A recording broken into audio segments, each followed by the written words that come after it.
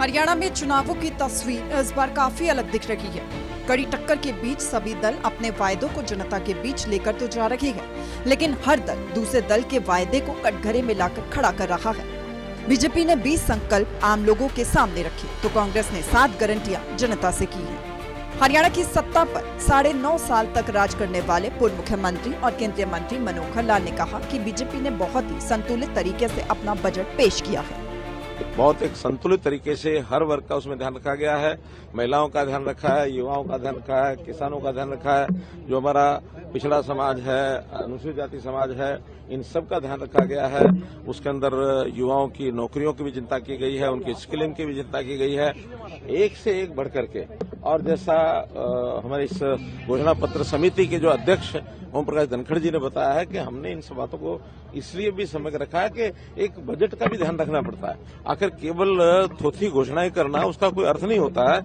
हम कौन सी चीज, आज भी बहुत से विषयों में हम देश में नंबर 1 पर हैं, आगे भी नंबर 1 पर रहेंगे, लेकिन सब चीजों को मेंटेन करने के लिए सबसे बड़ा विषय होता है अपना फाइनेंस, अपना रिसोर्सेज।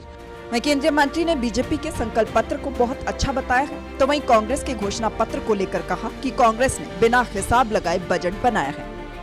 महिलाओं को हमने 2100 रुपए की घोषणा बहुत योजनापूर्वक हिसाब किताब लगा के की है कि हम हर ऐसी महिला जो पात्र है उनको 2100 रुपया मासिक देना शुरू करेंगे। इसने कोई हिसाब किताब नहीं लगाया क्योंकि वो 10 साल राज से बाहर हैं और राज से बाहर रहने के बाद वो जो जिसको कहना चाहिए बिना हिसाब किताब लगाए जो सब करते हैं। एक तरफ तो वो आरोप हमारे ऊपर लगाते हैं कि इतना कर्ज ले लिया है, और अगर इतना कर्ज ले लिया तो अगर अनाप शनाप तरीके से वो घोषणाएं करेंगे और एक 50,000 करोड़ रुपया हर साल का कर्जा अगर अपने जेब में लेके चलेंगे तो ये प्रदेश चल पाएगा? ये प्रदेश नहीं चल पाएगा।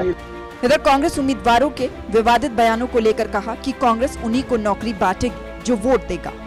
हम वो 2 लाख सरकारी नौकरियों को घोषणा कर रहे हैं कि हमको वोटों के हिसाब से मिलेंगी, जो जीतेगा उसको 2000 नौकरियां मिलेंगी। मतलब वो इसका मतलब है कि वो उन्हीं को बांटेंगे जो उनको वोट देंगे। अर्थात जो हमारा नारा है बिना पर्ची बिना खर्ची, हम सारे प्रदेश को एक जैसे हिसाब से देखते हैं, एक समान दृष्टिकोण रख करके सबका समान विकास करते हैं। मिशन मेरिट हमने चलाया हुआ। मिशन मेरिट का मतलब है कि हम नौकरियां बांटेंगे, ऐसा नहीं है।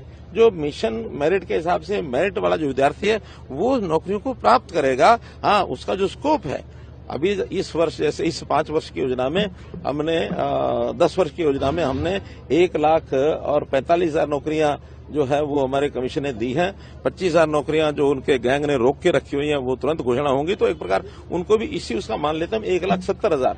लेकिन अब अगले 5 वर्ष में 2 लाख नौकरियों का जो हमने स्कोप बताया है वो सरकारी नौकरियां बिना पर्ची बिना खर्ची, और 5 लाख लोगों का रोजगार का अवसर ये भी हम दिलाएंगे। हरियाणा में चुनावों को देखते हुए बीजेपी और कांग्रेस ने अपने अपने वायदे कर दिए हैं। हर वर्ग को साधा भी गया है, लेकिन जनता का आशीर्वाद इस बार किसे मिलता है ये वक्त बताएगा। सूर्य समाचार के लिए रोहतक से विनय सिंह और दीपक भारद्वाज की रिपोर्ट।